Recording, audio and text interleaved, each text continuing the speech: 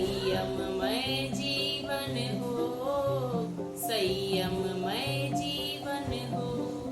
प्यारे बच्चों, जय जिनेन्द्र। पर्युषण पर्व का 5वां दिन हम अमृत चेतना दिवस के रूप में मनाते हैं। प्यारे बच्चों, क्या आप अमृतों के बारे में जानते हैं? चलो आज मैं आपको अमृतों के बारे में बताने का प्रयास करती हूँ। अमृत शब्द का शाब्दिक अर्थ है छोटे छोटे व्रत। छोटे छोटे व्रतों का पालन करने से भी हम अपने पापों का नाश कर सकते हैं। श्रावक यानी आप और हम अमृतों का पालन करते हैं, वहीं महाव्रत साधुओं के लिए बनाए गए हैं।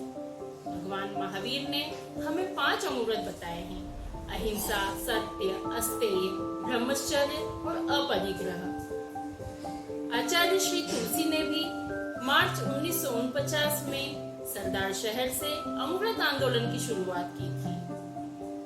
बच्चों, इन छोटे छोटे नियमों का पालन कर हम बड़ा पुण्य कमा सकते हैं, जैसे नवकांसी करना, सामायिक करना, प्रतिक्रमण करना, धार्मिक पुस्तकें पढ़ना, किसी को अपशब्द नहीं बोलना, झूठ नहीं बोलना, चोरी नहीं करना इत्यादि। इन छोटे छोटे नियमों का पालन करके भी हम शून्य से शिखर तक पहुंच सकते हैं। वैसे तो अमृतों का पालन हमें हमेशा ही करना चाहिए, लेकिन इन पर्युषण के 8 दिनों में इन अमृतों का विशेष पालन करने से, इनकी आराधना करने से हमें विशेष लाभ प्राप्त होता है। जय जिनेन्द्र।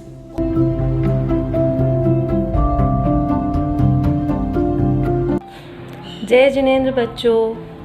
अनुव्रत चेतना दिवस। अनुव्रत का मतलब पता है? छोटे छोटे व्रत जिन्हें हम अपने जीवन में उतार के अपने जीवन को कैसे निखार सकते हैं। एक स्टोरी के माध्यम से बताना चाहूँगी। एक पहाड़ पे एक गांव बसा था। वहाँ आदिवासी क्षेत्र के लोग ज़्यादा थे। वहाँ एक भील व्यक्ति अपने परिवार के साथ रहता था। उसके लड़के का नाम था तांदुलकर। चूँकि आदिवासी क्षेत्र था तो सभी अपने अपने घरों में गाय भैंस रखते थे और उससे जो घी प्राप्त होता वो शहर में ले जाकर बेच देते, लेकिन वो घी में चर्बी मिलाते थे। एक दिन की बात है, गर्मी का समय था। तांदुलकर गाय भैंस चराने के लिए जंगल में गया। चूँकि गर्मी बहुत थी और धूप भी बहुत पड़ रही थी, इसलिए उसने सोचा कि क्यों न थोड़ी देर विश्राम कर लूँ। तो वो एक बड़े से पेड़ के नीचे जाके बैठ गया और विश्राम करने लगा। इतने में एक जैन मुनि वहाँ से गुजरे। उन्होंने सोचा धूप बहुत तेज है तो थोड़ी देर मैं भी विश्राम कर लेता हूँ, और वो भी बैठ गए। तो फिर मुनि ने बालक को देखा और पूछा, क्या करते हो? तो दोनों में बातचीत हुई। बालक ने कहा, मेरा तो नित्य का यही क्रम है, गाय भैंस चराना। मुनि ने कहा, ठीक है, संकल्प करो कि जिंदगी में कभी झूठ नहीं बोलोगे और कभी किसी चीज़ में मिलावट नहीं करोगे। तांदुलकर ने कहा, ठीक है, मैं संकल्प करता हूँ कि कभी झूठ नहीं बोलूँगा और किसी चीज़ में मिलावट नहीं करूँगा।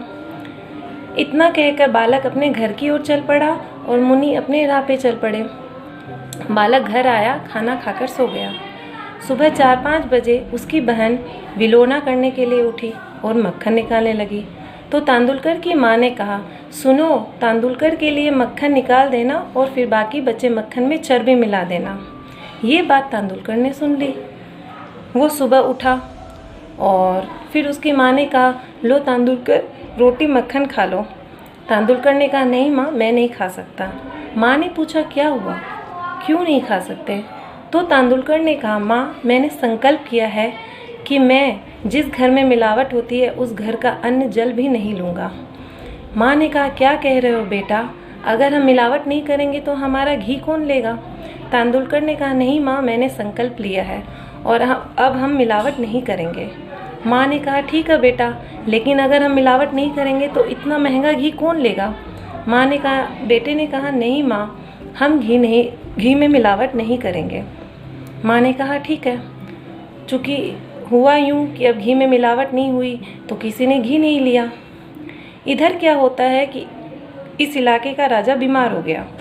वैद्य को बुलाया गया। वैद्य ने नाड़ी देखी और कहा, अगर कहीं से शुद्ध घी मिल गया तो राजा का इलाज संभव है। क्या करें? पूरे कर्मचारी इलाके में घूम आए, लेकिन कहीं किसी भी घर में शुद्ध घी नहीं मिला। उस बालक के घर के आगे से निकलते हुए कर्मचारी बात करते जा रहे थे कि अगर शुद्ध घी नहीं मिला तो क्या होगा। ये बात बालक ने सुन ली। बालक ने कहा, आइए मेरे घर में गाय का शुद्ध घी है, मैं आपको देता हूँ। कर्मचारी खुश हो गए और घी लेकर राजमहल पहुँचे। राजमहल में राजा का इलाज हुआ और राजा ठीक हो गए। फिर राजा ने पूरी बात सुनी और कहा, किसके यहाँ से ये शुद्ध घी मिला है। तो कर्मचारी ने उस बालक का नाम बताया। तो राजा ने ससम्मान के साथ उस लड़की को अपने राजमहल में बुलाया, उसका बहुत सम्मान किया, उसे बहुत सारा धन दिया और अपने यहाँ काम पे रख लिया। तो देखा बच्चों, क्या होता है, सच बोलने से हम सबके बीच प्यारे बने रह सकते हैं, हम समाज को बहुत सारी बीमारियों से बचा सकते हैं और सबके बीच प्रिय बने रह सकते हैं। आशा करती हूँ इन छोटे छोटे व्रतों से आप भी अपने जीवन को निखारोगे। इन्हीं शब्दों के साथ ओम नमः।